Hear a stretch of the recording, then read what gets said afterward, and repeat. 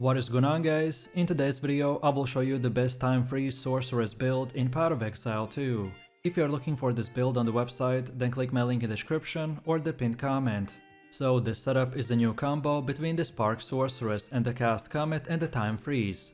Our build will rely on high spark crits rather than drowning them in hundreds of different sparks. This way our clear speed will be as good as any other sorceress, but against bosses is the place where we are going to shine. Our crit scaling will reach crazy levels of damage. Even if you don't one-shot the boss, then you will have about 13 to 14 seconds, plus 7 seconds and even 3 more additional seconds of the time stops in your disposal. So if you are ready to destroy enemies and pretty much one-shot the bosses, then this is the one for you. So let me show you the build, and for the main class we are going with the Sorceress and our Ascendancy is the Chronomancer. Then for the first skill we have Time Freeze with the Wind Wave, second Wind and Unbreakable. Then second we got the Time Snap with no support gems. Then next we got Temporal Rift with Ingenuity. Next we have Temporal Chains with the Cursed Ground, Encumbrance, Expanse, Magnified Effect and Ritualistic Curse. Then for the next one we have the Cast on Critical with the Comet, Spell Echo, Elemental Focus, Inspiration and the Concentrated Effect. Next we got Conductivity with the Heightened Curse and the Focus Curse. Next we got the Soul Offering with the Minion Mastery, Dance Maccabi and the Ablation. Next we have Frost Wall with the Icicle, Cold Mastery, Spell Cascade and the Cold Exposure. Next up we have the Archmage with the Clarity and the Lightning Mastery. And finally we are using the Spark with the Acceleration, Electrocute, Consider Casting, Arcane Surge and the Arcane Tempo. Most of this setup is structured around using our sparks for AoV and temporal chains with Time Freeze for the single target. So we use gems and skills that will support and increase their duration and damage, while the rest are powerful buffs and utility skills that usually get activated in the background. Next we also have a leveling build in case if you are starting your journey from level 0 and you want to use it up until about level 25. So first off we have Spark with the Unleash and Control Destruction. Then next we have the Flame Wall with the Fortress. Next we got the Frost Bomb with the Magnified Effect and the Spell Cascade. And finally we are using the Orb of Storms with the Persistence and Conduction. Next up we have our passive tree, and if you are interested in a full in-depth guide on how it works, then check out my beginner guide. So let's take a look at our setup, and we want to start at the spell damage node, and then go like this while taking all of these 3, so the raw power, practice signs and the critical overload.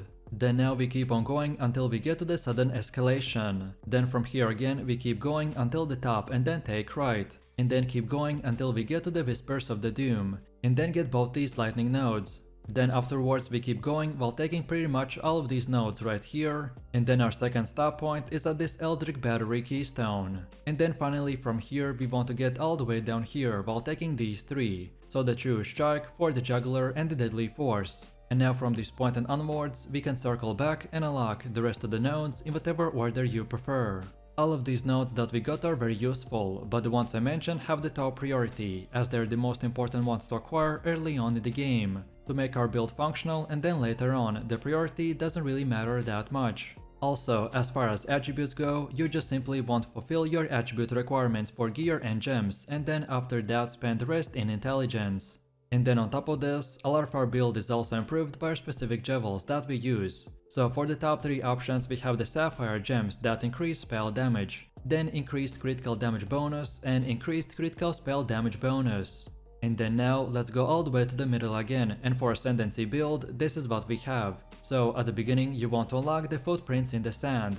Then second, Now and Again. Then next we want the Ultimate Command, and then finally select the Unbound and Core. So feel free to use this exact same path as we have right here. And don't forget to check this video's description to find the link for this website, and this should make it easier for you to follow the path. Next up we have our Atlas passives, and the general idea behind this is to aim for bonus passives that spawn a lot of grouped up monsters, such as in expeditions or in rituals. So when we start we want to first of all go to the right side and get all of these nodes, and then keep going down until you get to the keystone called the Deadly Evolution. Then next circle back a little, and this time we go up top to the second keystone called the Unstable Energies. And then only from this point and onwards you can unlock the rest of the nodes in whatever order you want. But then on top of this, we also have sub-passives, and their order in which you unlock them doesn't really matter, so this time it's up to you. And this is how it should look like for the ritual. Then next we have Delirium. Then third we have the bosses. Then on top of that we have the pinnacle bosses. Then next we also have our expedition setup, and then finally our breach setup.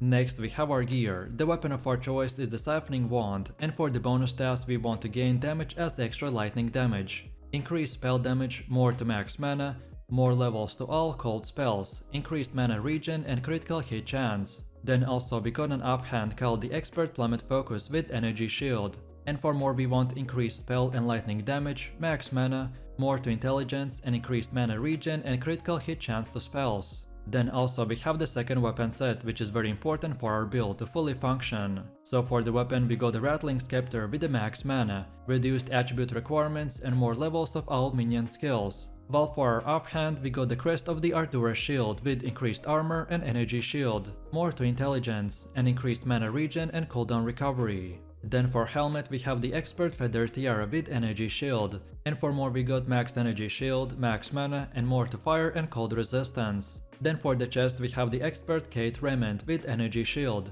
and for more we want increased mana regen and flask mana recovery, more to spirit and chaos and lightning resistance. Then for the belt we have the Plate Belt with more to armor, max mana and cold and fire resistance. Then for gloves we got the Expert Sombre Gloves with energy shield, and for more we want max energy shield, max mana and more to critical damage bonus. Then for boots we're using the Expert Feather Sandals with energy shield, and for more we need increased movement speed, max energy shield and max mana. Then for our first ring we got the Amethyst Ring with the chaos resistance, and for more we want increased lightning damage, max mana, increased cast speed and mana regen. While for the second one we have the Breach Ring with increased cold and lightning damage, max mana, increased cast speed and increased mana regen rate.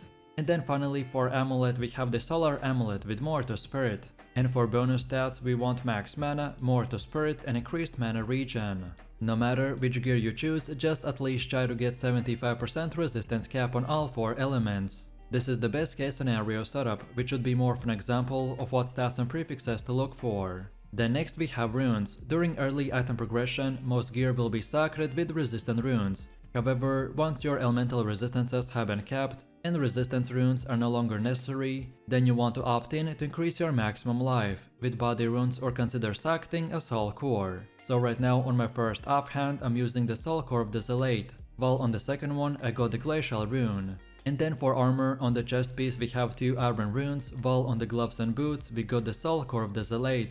On top of this we need quickly look into the charms. Charms are incredibly useful, as by having the right one equipped at the right time can save you from dying. If you are struggling with certain bosses, then look into what damage type they are using, and then use that specific charm to increase your resistance. For me personally, I like to use the Stone Charm for stuns, then second get the Taving Charm for when we become frozen, and then finally we want the Amethyst Charm for chaos damage. But as I said, which one you choose will entirely depend on the enemies that you are fighting, so feel free to experiment and mix and match. And now finally, let's quickly take a look at how this build will work. So our rotation is quite simple, but you will need to get used to it. So what we want to do is first of all start by using the temporal chains, then we follow that up with the conductivity. Then next use the time freeze in the combination with the soul offering. Then next we also want to activate the frost wall, and then from here just spam the sparks until the boss dies. But mainly for AoE and weak enemies we basically will turn into a spark build. So just keep spamming sparks and see all of these crazy crits popping off left and right.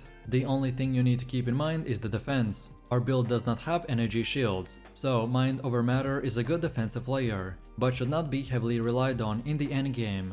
While the time freeze has a high cooldown, so feel free to use it 24/7. Then also the second wind for 33% no cooldown. And then the time snap reset will allow you to use the time freeze continuously in the combat. Overall, if you can master these skills, then you will become unkillable with very high DPS output at the same time. So let me know what you think about this build in the comments below. If you enjoyed this, then you definitely don't wanna miss my top 3 best sorceress builds video, where I showed even more powerful builds. So click the screen now and I'll see you in the next one.